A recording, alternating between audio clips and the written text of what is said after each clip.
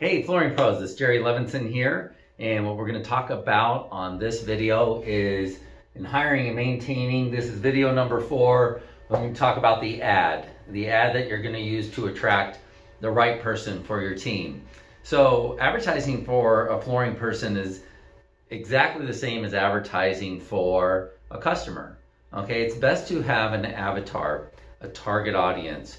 Who is it that we want? You got to have an image of who it is you want, and you want that ad to attract that person.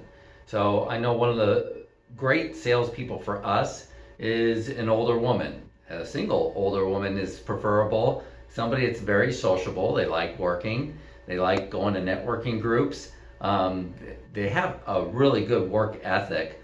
I find that older people generally have a better work ethic. Some of the younger hustlers, some people are really good at selling and they are hustlers and they work really good for companies like Empire Express where they're going on 5 or 6 appointments a day and man, they're just go, go, go. Maybe they're good at closing, but those people may be difficult to work with too.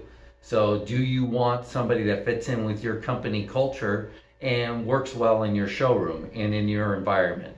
These are some of the things you want to think about as you're as you're creating your ad. You want to think about the type of person you want to attract. So usually what we want to do is figure out how much is the most that we can pay them. This is a double-edged sword. So I've done as much as $100,000. We want somebody that's going to be capable of making $100,000 a year working for Carpets of Arizona. One thing I found is the number was a little high and a little intimidating for people. So I put a range in that was more like $70,000 to $100,000. So I still want to get top salespeople. I want people who want to achieve great things and make a lot of money. But at the same token, I think I was scaring some good candidates off.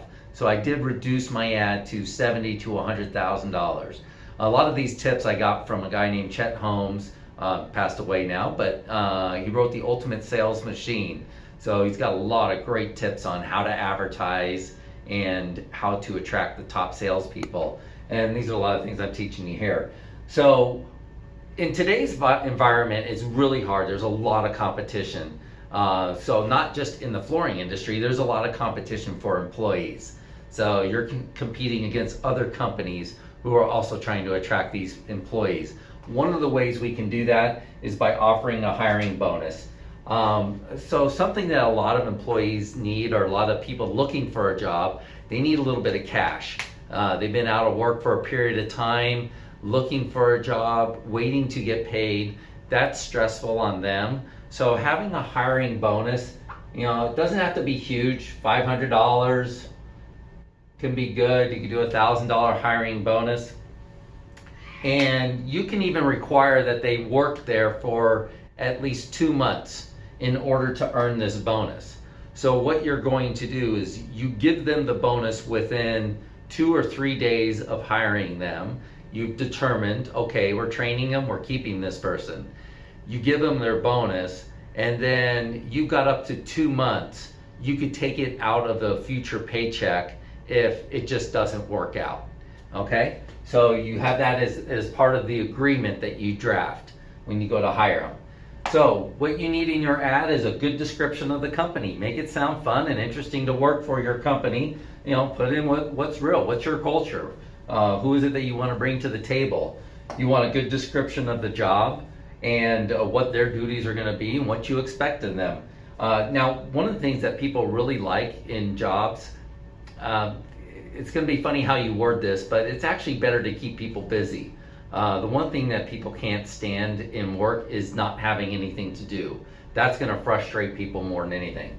So you want to keep them busy, and then you want to have a good pay structure. So incentives, bonus, anything like that that you can use to help attract that person. If they're selling, you're going to be able to pay them well, right? So that's why commission sales works the best in hiring. But this is a good topic too, experience versus no experience.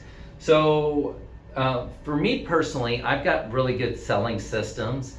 So I can hire somebody with no experience. But we don't do a ton of things. Like we don't do kitchen cabinets, countertops, full remodels. We keep it, a few flooring products, flooring lines that we do, and we've created simple systems. So if you have simple systems, it'll be easier to train and hire a good salesperson rather than an experienced flooring person. Some of the negatives of hiring an experienced flooring person, it's nice to get them off and it's nice to get them running, but they have certain prejudices in the business, and that could be around price. So if somebody, we've hired people before where they're used to selling at much lower margins, so it was really difficult for them to sell at our prices. Versus hiring somebody with no experience, they don't really have any idea what these things cost, so they don't have any apprehension at delivering a quote to a customer because the price is what it is. So they have no reference from before. So there's a lot of different techniques and ways that you can go about this, but you're gonna have to decide that in your ad. If you want to attract people that either have experience or none, and you can even say, we do in our ads that experience is preferred, but if you have none, that's fine. Come, we want to talk to you. All right. I showed you in video number 3 a good technique I use too in my ad is saying, call this free recorded message. You can go look at that video, or you can say, respond with 5 reasons I should interview you. So that's part of the ad that you're building here. All right. And if you guys want to talk about it, we can share some ads. If you guys have ideas that have worked well, where do you place your ad too? Let's talk about, I prefer Craigslist myself. One thing I didn't like about Indeed, Indeed's a really good company, but some of the companies like Indeed, they make it really easy for the applicant to apply. So what happens is the applicant doesn't read all this stuff. So if you have a bunch of descriptions or requirements, things that you want your applicant to read, they didn't read it. They just saw the job opening, so they hit apply. So they didn't follow your process. They didn't follow your steps.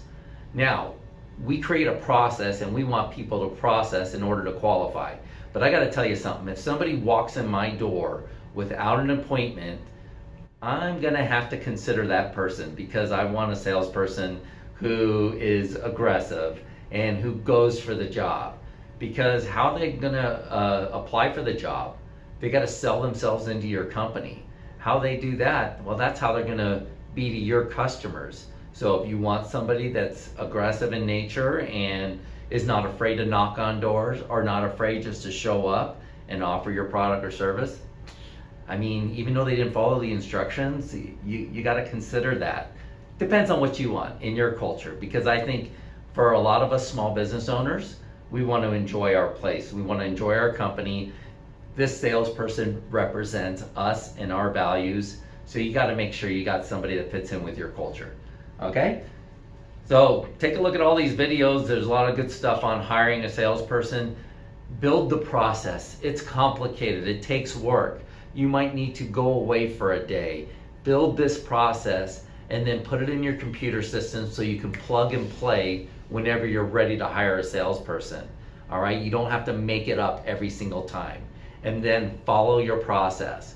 Once you deviate from your process, you're going to get people that aren't good. You're going to waste time and money on salespeople that aren't going to work out for your company. So follow your process. I speak from experience, because every time I don't follow my process, I fail. All right? I hire somebody that I got to let go shortly after. And I'm just as bad as everybody else about going on guts and instinct and maybe hiring somebody that I probably shouldn't have hired. All right? So that's how we all learn, right? Go screw up something and you'll learn a lot. All right, Jerry Levinson, I look forward to talking to you more.